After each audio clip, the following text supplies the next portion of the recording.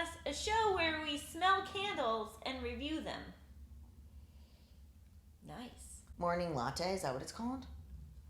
Thanks a latte. You messed up my comedic timing where I was just going to go nice, and then we were going to go to the show. Oh, I just really like candles.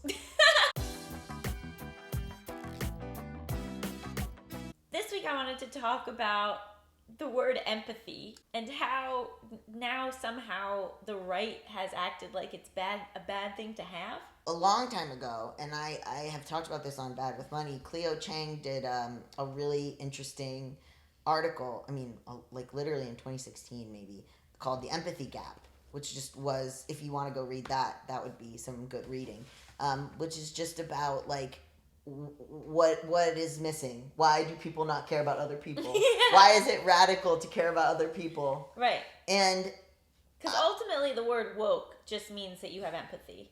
Like when you break it down, it's like woke culture. Woke culture is like that you just give a shit. Yeah, or you want to respect other people. Yeah. Or you care about other people. Look, the level to which like trans people are villainized and talked about when we are 2% of the population is truly bananas. Margaret Killjoy just posted an article that she wrote that was like, the crux of it was like, I don't care about being trans. You care about me being trans. I don't give a fuck.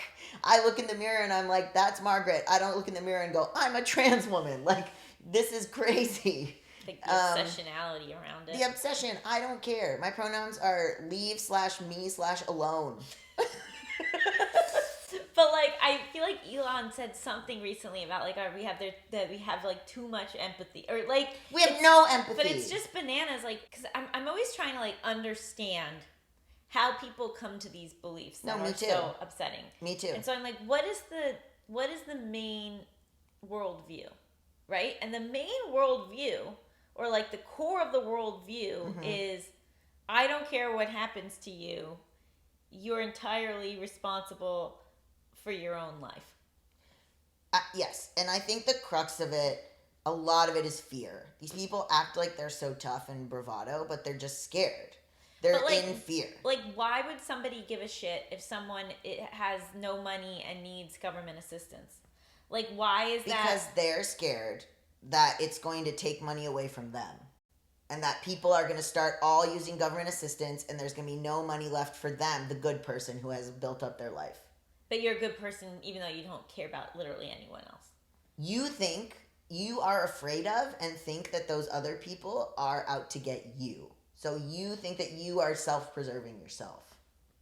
And that's what... So the self-preservation is what impacts not having the empathy. Yes. And so I'm it's taking like care of me and my family, and these people are actually who doesn't have the empathy. Because they're trying to illegally get government assistance because they don't care about me and my family. I don't know, it's just wild. It's like when people are like, I'm against trans people because I want to protect my daughter. And it's like they're in fear. They've decided that trans people are coming for them and they're going to force everyone to be trans, or that they're going to get fired from their job because they used the wrong pronoun by accident. Like, they're scared because they're, one, scared of change, and two, they're scared they're just scared of what's going to happen to them as they increasingly become irrelevant or increasingly become asked to do things that they hadn't done before. You know what I mean? It's all fear. And it's fear directed at the wrong people. Like, if you're scared of not being able to feed your family, then why are you afraid of hypothetical homeless people that are scamming the system or something? Like, you should be afraid of the government who's taking that away. Like Trump and Elon, who are taking that ability away, or making tariffs, making inflation, all this stuff. Or if you're scared of your kids being assaulted by strangers, why do you care about trans people when that's not a thing that's happening? But you're not willing to look at the people in your own life, or the Catholic Church, or, you know, these things that are actually real. Like, for example, I have my secret account where I fight with TERFs and or transphobes. This one guy on there was talking about, he was like, well, if a trans woman goes to a female prison, like, you know, like he, she, whatever, could like rape the prisoners, and I was like, give me an example of that happening, and they were like, well, it could happen, and I was like, okay, but trans women are raped in a male prison, so I would rather operate from what's happening than from hypotheticals. I also think it's like an extreme level of tribalism, Yeah. right? Where it's like, you know, people will be like, this person's so lovely, like they care so much, they're so kind, but then they're like, don't care that immigrants are being mass deported. Right. They don't care that they think that you shouldn't get any help from the government.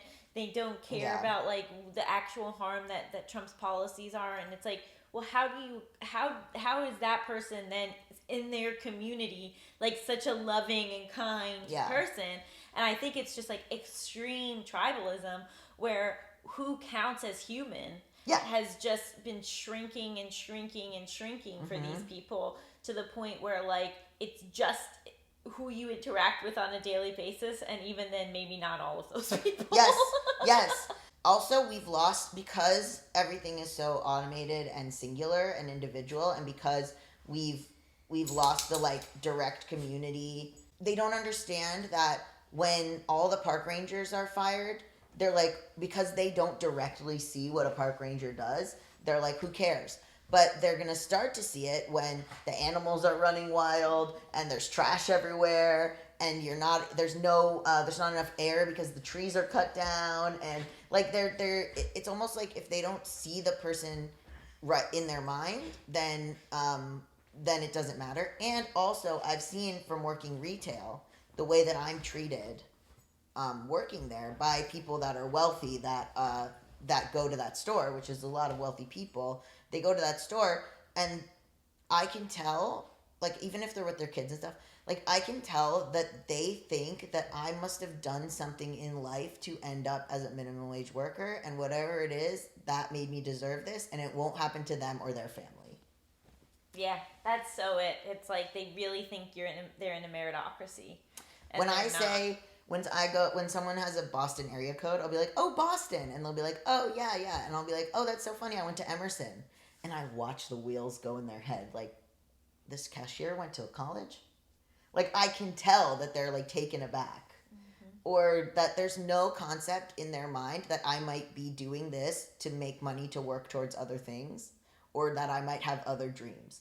I must have, I must have done some heroin and now I work.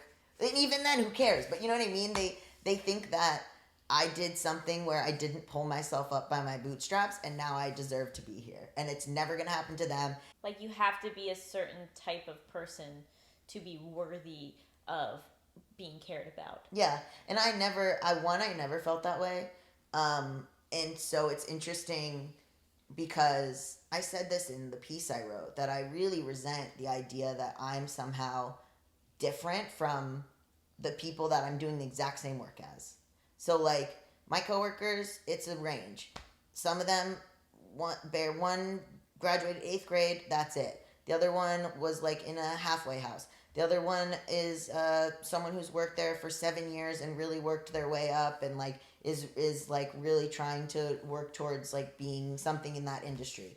And then I'm there because I needed a day job, and I'm also, like, working in writing and entertainment, but I needed this day job because them's the breaks. Like, but at the end of the day, everyone is there for the same job, doing the same exact job. And so I resent this idea from these people that it's like, well, you had to do something in order to be here.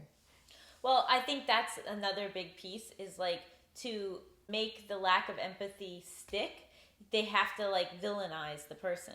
Yes, exactly. Like, there has to be something wrong with the person, or something less than about the person, or something evil about the person, or threatening. Which is why I get such a thrill out of being so over the top nice and positive and wonderful, because it's also like, oh, sorry that you work in a store.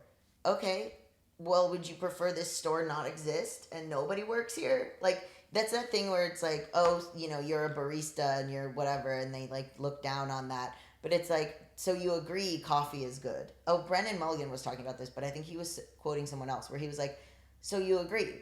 You like coffee. Coffee is good. You would like to be able to get nice coffee in the morning. Well, who makes that coffee? Like, would you prefer that person not make minimum wage? Then you don't get your coffee. You know what I mean? Like, it's just like You've lost me a little bit. that. I that would prefer there's that they make more than no. That's what minimum I'm wage. saying. That there's like a gap between you getting the service and you seeing the person doing the service as Valuing valuable. them. Yeah. It's one thing to be like, I don't really care what happens about this other person, but then to be like, oh no, I've been socialized that we're supposed to care about other people, so I must attach a negative to them Yes. to justify me not caring about them. Mm-hmm. And that's like where like this DEI bullshit, like all this stuff. Or you want to think that you do care, but the bad thing you think is you caring. I care about you, Gabe, because I think that you eschewed your womanhood and you were mentally ill and you did this thing and you shouldn't have done this and I would have been there to protect you from being trans.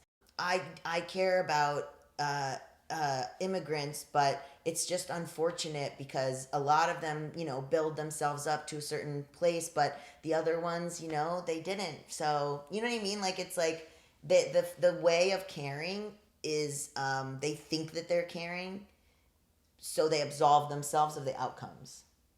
That person's still getting kicked out. That person's still not getting the care they want or need. You know what I mean? Yeah. But I just think it's just such a scary, scary time to like be valuing not caring. And to like how did we get here? That's how we got here. And to see caring about other people as a negative personality trait. Yeah. Well, I always think about the bullies that I was in school with that would bully me. And I remember in third grade, the thing that struck me the most about this kid who used to bully me was how much he did not care. So like any show of me caring or the power was in him not giving a shit. And me, everything he did, I cared. And I was always going to lose because I cared. And that's how I feel about like Elon and Trump, where it's like they just don't give a fuck. And so I actually think they're deeply, deeply insecure. Well, no, that's not what I mean. I mean the ability to be like, haha, you care about stuff. Like, LOL, Democrats, you care about stuff, losers. Oh, got it. Like, it was that thing where it was like, oh, you're reacting, like, you care. Oh, you crying, like, you care, and I don't care. Yeah. And I'm like, I have never known how to combat that, and it's, 30 years later, and I still don't. I guess all we could do is continue to exercise our empathy and not give in to the desire to get rid of it, even though, like, in a way, life would be easier to not have it. Yeah, and if you read something from a certain point of view, to be very careful and try to think about what they're pushing with that. You know what I mean? Like, if they give you some sort of scary story about immigrants or scary story about Muslims or scary story about trans people or whatever it is, to like really think about if that is true, if that is causing what you think it's causing. You know what I mean? Like, just media literacy. Well, I saw someone say that part of the problem is that people aren't reading anymore. And so reading is like reading like books and fiction and novel, that's a way to build empathy because you're seeing the world through other people's eyes. Mm-hmm. And so if you don't ever read, if you don't like ever read a book by like a person that's not exactly like you, maybe you're just like, you're missing a step in getting to the empathy. What do you think about the people that are like, I voted for Trump and now that he cut all my Medicaid? Because I saw a video of this on Perfect Union, which is an Instagram that I follow, where this woman was like, takes care of her daughter with cerebral palsy, and now all of their Medicaid and everything has been cut, and she's like, we're gonna die. And they're like, well, what did you do? Who did you vote for? And she's like, well, I voted for Trump and I feel backstabbed. And they're like, well, why did you vote for Trump? And she was like, because I care about family values and I didn't want abortion. I care about abortion. And there was like such a mix in the comments of people thinking we have to take these people in and like be like, you know what, you got there and like we need to take you in and not mock you. And then there's other people in the comments that were like, fuck you. No, I think we absolutely have to take them in. Yeah, I know. I think we absolutely have to take them in and also recognize that a lot of people are not that cued into politics. Yep. Like the level that like we know about what's going on in policies and day It's to not day most and news, people. most people don't follow it. Yeah. And so like I think that that's like the thing that gives me the most hope is like just like maybe this was like just like a lot of like low information voters, and so that like maybe we can like get them back rather than like these MAGA cultists. But absolutely, I mean, people got conned. He's a con man, and so I have Not even that's a way to exercise your empathy, right? To have empathy for people that voted for Trump who are now like their lives are ruined. Yeah. And so like like sometimes in my worst moments I'm like, you want to go to the bad place, but that's when you have to like push through it and instead feel the empathy, even though it's more fun to be like, haha, told you so. Agreed. Yeah. Customers, like that one customer I have that I've been talking about on Instagram who told me he voted for Trump and has absolutely no idea that I'm trans, and also loves me, like got me a holiday gift, like comes in and talks to me, like was like oh, I haven't seen you that much, are you opening only, like, you know, like cares about me a lot and has no idea I'm trans, and I like am slowly trying to pick at his Trumpness. It's not even real, but it's low information. All he told me was he was like, well, at least with him we knew what we were getting, and I was like, that was the day after the election. And I was like, what? And he was like, I just didn't feel like I knew her. And I was like, okay. No, what we were getting, it's the nightmare. Yeah. The end of the country. Exactly. Someone just made fun of me for saying for realsies. Yeah, it's a little weird. Are you saying it like you know that it's a little silly? I know it's a little silly. Yeah, then that's fine. Okay. I mean, it's fine either way. You can say whatever you want. Hey, thanks.